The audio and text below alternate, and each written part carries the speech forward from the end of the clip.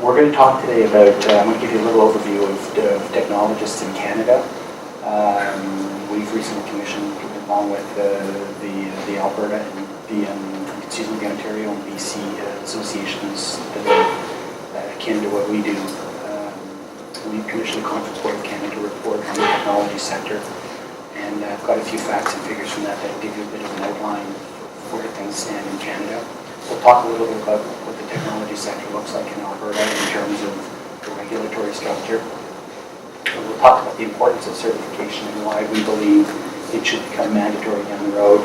And then I'll walk you through a little bit of the certification process that we require of anybody looking to become what we call a CP or CTEC or BTEC.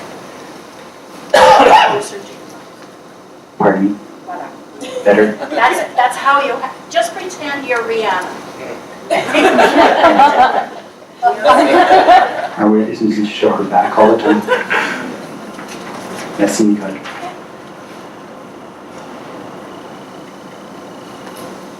If it's not clicking, we'll click my name. Yeah. The right button lighting up. Right button. Right button. There you go. There we go. Thanks, John. My kid would have figured that out pretty fast. So, this is just a quick overview of the sort of financial contributions from technologists in Canada. Most people don't know what technologists are. Raise your hand if you know what a technologist is. And I'm going to ask you to explain it if you raise your hand. So, does everybody know what does anybody know what a technologist is? It's effectively somebody who's very close to an engineer in terms of background and experience. And who works in the same sector. You're part of the engineering world if you're a technologist, and typically you do project management work and fairly senior technology support. Then we also provide support for technicians who work at a bit more of a hands-on level. But at the end of the day, it's a highly qualified technology professional who has very close to engineering-like knowledge. In some cases, it's hard to distinguish between the two. For example, the project manager of the new Stantec Tower that's being built in Edmonton, which is the largest office building, will be the largest office building in Western Canada when it's completed, is not an engineer. He's a certified engineer and technologist. So the technologists often operate at very senior level, but as you see, there are about 400,000 in Canada. And the employment growth in the sector has really outpaced the rest of the employment sector, and that still holds true, interestingly enough. If you look at the annual wage, it's 20% higher than the national average. And what's interesting to note is that technologists span all sectors. So I know that we've got Patrick, who's going to be here talking about the BioAlberta. Well, there are a lot of biotechnologists who have certification and who don't. And that's something that we're addressing. But the technologists who you'll see in ASSET, about 18,000 of them, represent everything: IT, civil engineering, construction, chemical engineering, petroleum engineering, you name it. And so it's if you look at the national occupation list, it's rife with technologists. So, as is the case with every sector, particularly in Alberta, excuse me, there are a lot of certified technologists and technicians who are out of work right now. Well, we're in Calgary right now, and that's not a big surprise. The infrastructure spending is going to mitigate some of that. But many techs survive because they're kind of at a midway point between tradespeople and engineers, and so they straddle both worlds. And they're what we call in French polyvalent, which means they have a lot of different skills. And that ability, those additional competencies often allow them to survive and to manage their careers. Nicole touched on this in her just before she did her kind of introduction, that the technology is becoming a big part of our world, and so we're really looking at a knowledge-based economy now. And I know I was involved in facilitating the Government of Canada's knowledge-based economy transition project about 15 years ago, and even then we were talking about that, but we're really there now. Wi-Fi is all over. It doesn't matter what you do, you have to have a technology base. And that's going to be very useful for technologists as we see going forward. One of the things that's interesting to note is that there's a real preponderance of the 45 to 50 plus people in the technology sector.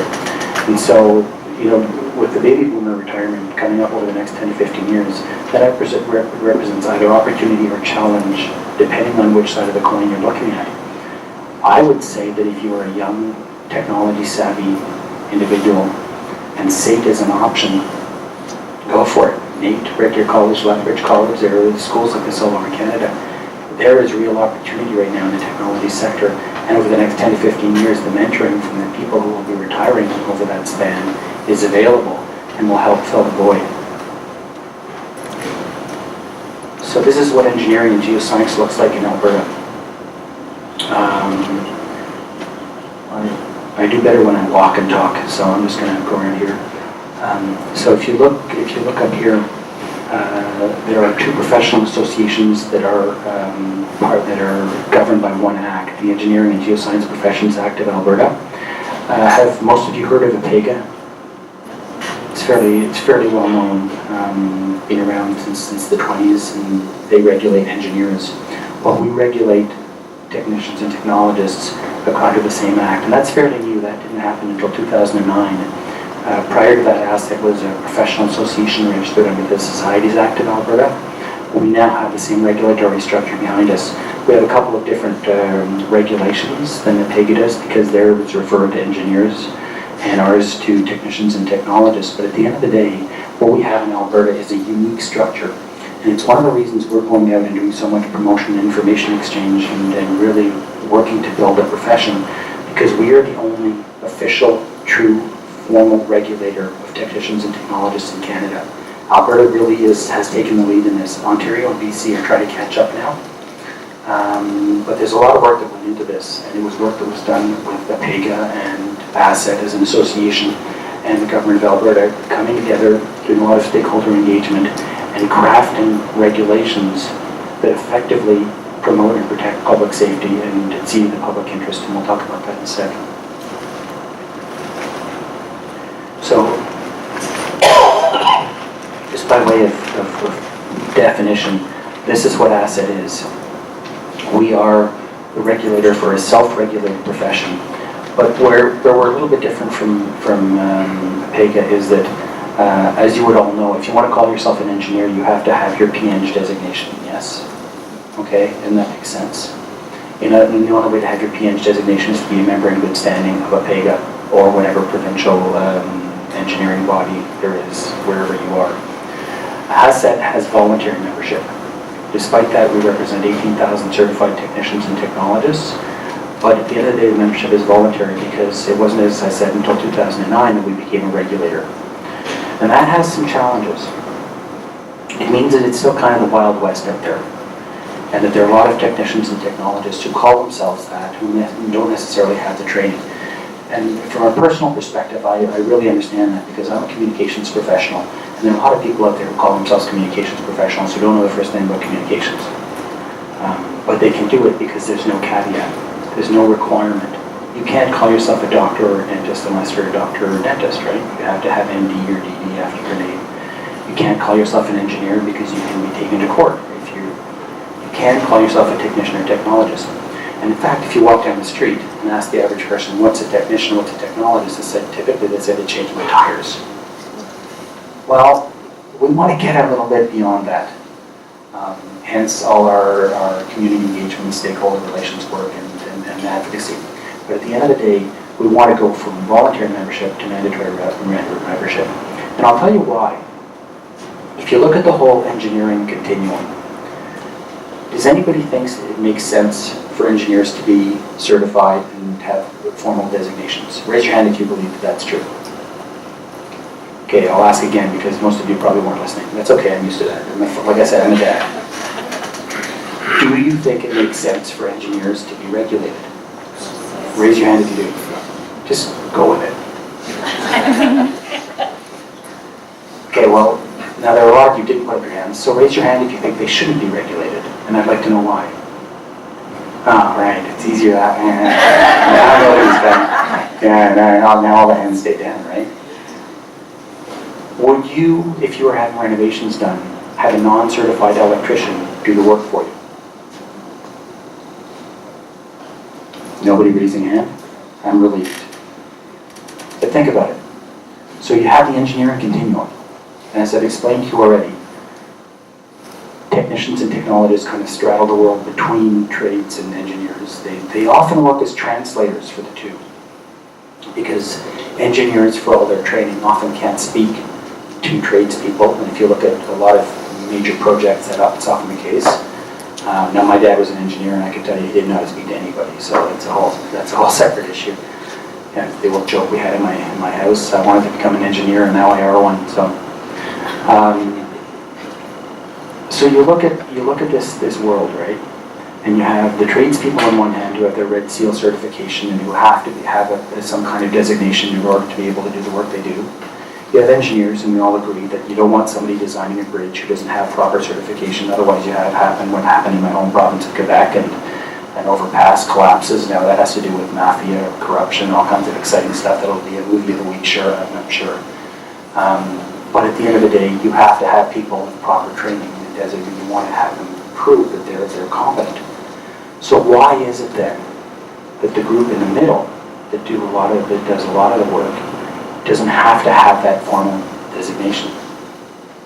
Makes absolutely no sense, does it? Because you're only as strong as your weakest link. And so you'll hear me talk a lot today about the requirements for certification and why it's important for certification. You can see already that there's a gap. And with that gap, there's a lack of public safety. And with the infrastructure spending that's going to be happening across Canada over the next few years, because that's one of the economic boosts that the Government of Canada and the various provincial authorities are putting in. We need to make sure that the people who are doing the work are people who should be doing the work. Right? I mean, it's our money that's going there. We don't want to see it wasted. Having said that, employers increasingly do want certification. There's a growing recognition. Part of that is the work that we're doing. But part of it is really, when you think about it, it makes sense. Can anybody come up with good reasons why companies themselves would want certified employees? Let's throw something out. What word comes to mind? There's a hand up here. Thank you. That's the number one word. Thank you for paying attention. I can't give you a prize. But yeah, liability. You think about it, right? In the technology world,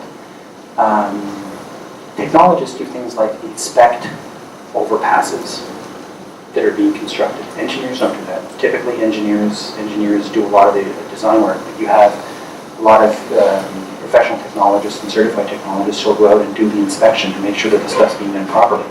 Well, you want them to be doing a good job. And there's a liability issue on the part of the company that has the contract. So certification is increasingly demanded. But it's not just in the technology sector. Human resources is now a CHRP designation. Why? Because there are liability issues. And in fact, that's how most professions have evolved, is through the need to protect against incompetence. Sadly, but that's what we do, right? You're never going to be able to use a doctor who hasn't passed medical boards. It's just not going to happen. So here's some of the elements we consider for professionals. First, there's an element of public trust. If you are a professional, typically the public is going to trust you. But along with that trust come expectations and a demand for accountability, yes? Right? And those expectations are elevated. And so when you look at the requirements that ASSET has for certification and how we have laid things out, keep this in mind, that we don't want to violate that public trust. We do want to meet those expectations, and we want to make sure that there's a very strong accountability mechanism that allows you to be comfortable with the work that's being done. Excuse me. So, if we look at why regulation, and that question of liability was very, very important, the primary reason that ASSET was turned into a regulator was that there's a need for public safety. As I said, if you look at the numbers from the conference board, there are roughly 400,000 technologists in Canada, Now, if we do simple math and see roughly 10% of the population is in Alberta, we'd say 40,000 technologists in Alberta. Number's probably a little higher because this is a province that is very technology intensive, as you can all imagine. The petroleum sector, forestry sector, agricultural sector, all these areas that rely heavily on technology are obviously technologist-centric. And it's why we have 4 of the best schools in the country producing young technologists. There's a real need in this province for them. Along with that comes a need to certify them. And so we have, you talk about certification and protected titles, you have code of ethics, you have professional development requirements, you have a complaints and discipline process. So when you talk about expectations, that's connected over here. When you talk about demands for accountability, that's controlled here with a complaints and discipline process. And that's standard for any industry. As you know, if you go to see a physician and that physician screws up, there's a mechanism, right? You go through the College of Physicians and Surgeons of that province, and they will do an investigation, and then you can go ahead and sue somebody if that's the way you want to go, if there's serious damage done. There's an accountability mechanism. And that same accountability mechanism now exists for technologists. But it doesn't exist if the technologist isn't certified. And so that's one of the areas that we're really pushing. So if you look at the elements of a profession, they involve specialized training. We're in Calgary, so let's talk about SAIT. Absolutely fantastic technology programs. I'm there 4 or 5 times a month speaking with students. I'll be there on Friday looking at what they call their capstone projects. And capstone projects are end-of-year projects that they do that are just incredible. I was talking to my friend Bruce Randall. Where are you, Bruce? He's hiding. He's hiding. That's unusual, actually. Those of you who know Bruce understand that. And we were talking about Red Deer College. And last Monday, I was at Red Deer College looking at the mechanical engineering technologist student projects. We had 4 kids, and I say kids because they're in their early 20s. And what had they done? They had spent several months designing a housing mechanism for solar panels. And this housing mechanism moved with the sun to make sure it was always in the right place. It was absolutely fantastic. It had this backup battery system in it. It had all kinds of voltage things that I had no idea what they meant. It was absolutely incredible, and I could tell it was good because the instructors were happy and were asking them technical questions and the students were answering, and they were engaged. So they have specialized training. Now, that's just coming out of school. Imagine these students 10 years on when they've been professionals working in the sector and they've built up their competencies. That's the kind of thing we want to see certified, and we want to see rewarded. You provide an important service. And people say, well, technologists don't provide an important service. Tell that to the people whose bridge collapsed in Montreal. If you think it's not an important service. Anybody familiar with Walkerton? The E. coli issue? That was water-based. Well, the environmental engineering technology students at SAIT learned, the environmental engineering technology students at SAIT learned how to manage water systems. It's an important public service. There's an element of certification and licensure, and we're talking about that now. Protection of the public. If you're going to talk about water, that's what you're talking about. And continuing competence. How many of you would like to go to a doctor who didn't continue to upgrade his or her skills? Never. Same thing is true of engineers, and the same thing is true of technologists. And so if you look at certified techs, they have specialized training, they provide an important service, they have certification, licensure, protection of the public, continuing competence. It's not necessarily the case for non-certified technologists because you don't know about the certification, therefore the public isn't protected, and then you can't be sure of the continuing competence. So those are really important considerations. So I'm just going to wrap up with this. We'll cut the presentation short and we can do any questions. Later on in the Q&A. Awesome. Okay. So we'll talk about this as a summary. This is what certification means. That students have met a high academic standard. They continue to build their technical knowledge. That they're certified, ethical, reliable, and accountable. Now, does that mean that uncertified technologists don't meet these same standards? No, and that's not what we're saying. What we're saying is in order to protect what we hold dear, we have to demand that the people who are doing the important technology work in the province meet a certain standard, just to prove that they are who they say they are. Not too much to ask for, we think. If we do it with engineers, if we do it with physicians, if we do it with dentists, if we do it with the other people who are involved in our day-to-day, in elements of our day-to-day well-being, we should demand it of technologists as well, and we'll leave it at that. Thanks.